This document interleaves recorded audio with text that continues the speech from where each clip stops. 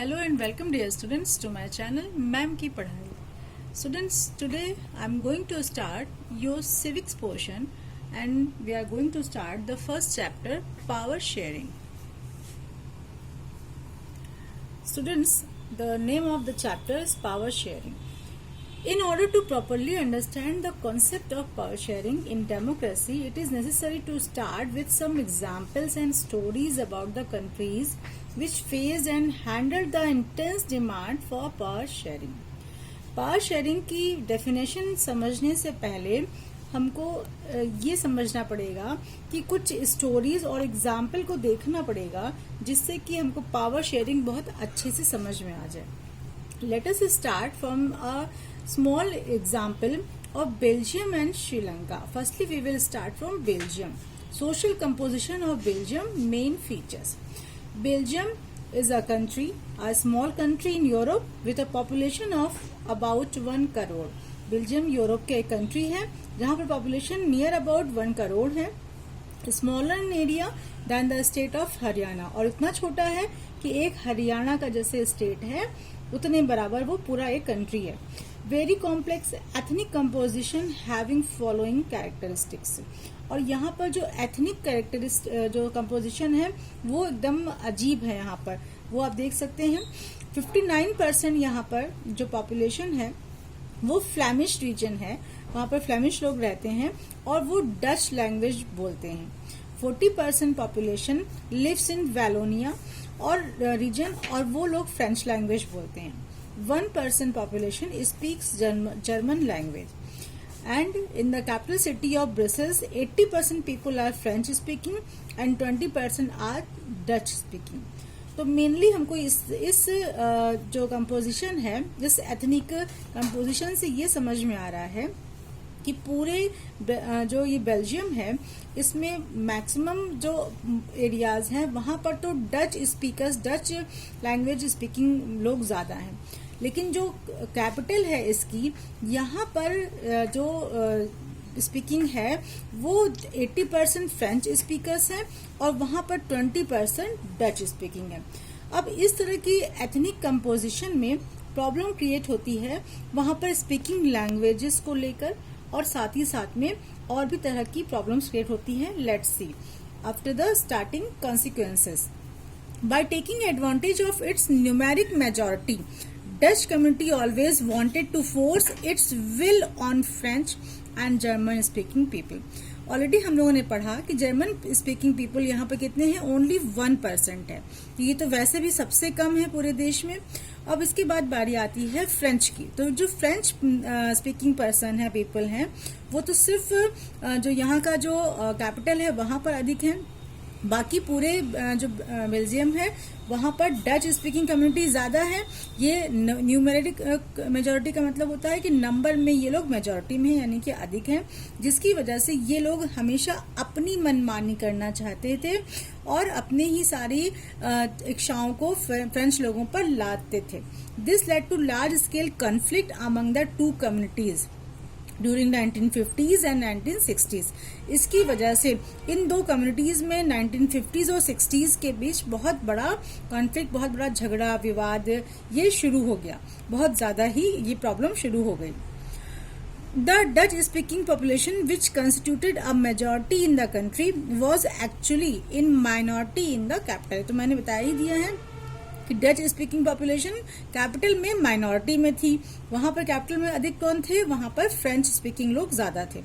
However, the Belgian leaders adopted a far-sighted policy and thus took a conciliatory approach towards the problem of social conflict. इन सब के बावजूद जो Belgian leaders थे उन्होंने एक ऐसी फार साइटेड पॉलिसी, दूरदर्शी पॉलिसी को वहां पर नियुक्त किया या वहां पर शुरू किया जिससे कि वहां की जो सोशल कॉन्फ्लिक्ट थी उसको दूर किया जा सके. इसके लिए उन्होंने क्या किया, they adopted quite an innovative strategy which can better be describe as a typical Belgian model having following main elements. उन्होंने इस तरह का कुछ इनिशिएटिव स्ट्रेटजी अपनाई जो कि हम आगे देखेंगे नेक्स्ट पेज में, जिसमें ये बताया गया, जिसके थ्रू कि वहाँ का जो मेन कॉन्फ्लिक्ट था इन्हीं लैंग्वेजेस के लोगों को लेकर वो दूर किया जा सका। First point, it has been prescribed by the constitution that the number of French and Dutch speaking ministers shall be equal in central government। ये कहा गया कि कॉन्स्टिट्यूशन में हमारे जितने भी फ्रेंच और डच स्पीकिंग मिनिस्टर्स हैं वो सभी सेंट्रल गवर्नमेंट में सेम नंबर में रहेंगे। मतलब अगर 5 लोग फ्रेंच स्पीकिंग मिनिस्टर बने हैं तो 5 ही लोग डच स्पीकर्स भी मिनिस्टर बनेंगे, जिससे कि दोनों ही एक वहां पर किसी भी तरह का इन दोनों में कोई भी विवाद या कॉन्फ्लिक्ट ना हो सके। Second, some special laws would require the support of majority of the members from each linguistic group। और कुछ स्पेशल लॉ लोगों को दिए गए जो कि ईच लिंग्विस्टिक ग्रुप को फॉलो करना था। In other words, no single community को टेक अनलिटरल डिसीजंस, मीन्स कोई भी एक सिंगल कम्युनिटी कोई भी डिसीजंस लेने में अकेले स्वतंत्र नहीं रही। अब दोनों कम्युनिटी को मिलकर डिसीजंस लेना था। Third point, many parts of the central government have been given to the state governments of the 2 regions of country. और सेंट्रल गवर्नमेंट्स की बहुत सारी पावर को स्टेट गवर्नमेंट को दे दिया गया इसके कई एरियाज में। Fourth one, the state governments are not considered to be subordinate of the central government। और जो ये स्टेट गवर्नमेंट बनाई गई या उनके जो पावर दी गई उनको सेंट्रल गवर्नमेंट के ऊपर डिपेंडेंट नहीं रखा गया, वो अब इंडिपेंडेंटली वर्क कर सकते थे, अपनी पावर यूज कर सकते थे।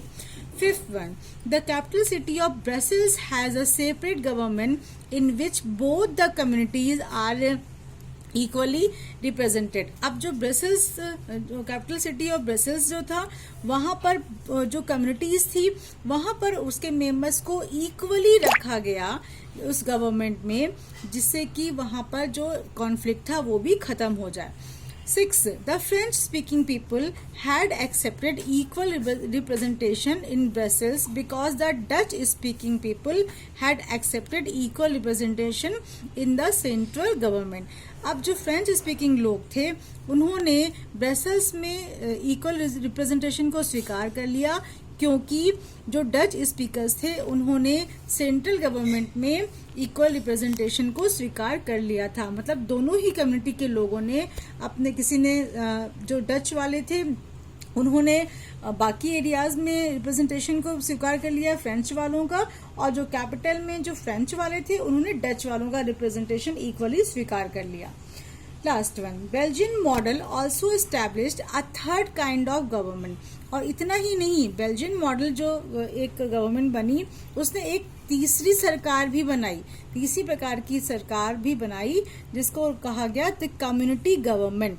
कम्युनिटी का मतलब कि किसी जैसे कि जर्मन, डच और फ्रेंच वहां पर रहते थे तो इनकी कम्युनिटी के लोग जो थे वो गवर्नमेंट बनाने के लिए आगे आए, उनके द्वारा गवर्नमेंट बनाई गई apart from central and state government, central और स्टेट गवर्नमेंट के अलावा। This community government is elected by people belonging to one language community, Dutch, French and German। और इस गवर्नमेंट में हर एक वो कम्युनिटी के एक लोग यानी कि डच, फ्रेंच और जर्मन के लोग इस कम्युनिटी गवर्नमेंट में हेड बन के आए, और इस तरह से उनकी जो भी प्रॉब्लम्स होती थी उनको दूर किया जा सका। This government has a power on cultural language and educational issues. और इनको पावर थी कि वो जो कल्चरल लैंग्वेज है और जो एजुकेशनल इश्यूज हैं इनको वो दूर कर सके। इस तरह से बेल्जियम मॉडल ने अवॉइड किया किसी भी तरह के सिविल स्ट्राइक को इन दो कम्युनिटीज के बीच में।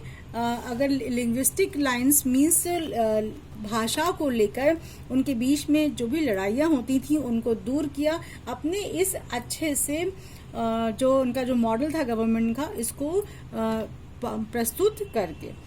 So student, Today I am ending my video here, but students, you must read this paragraph because this type of community asking in UP board many times.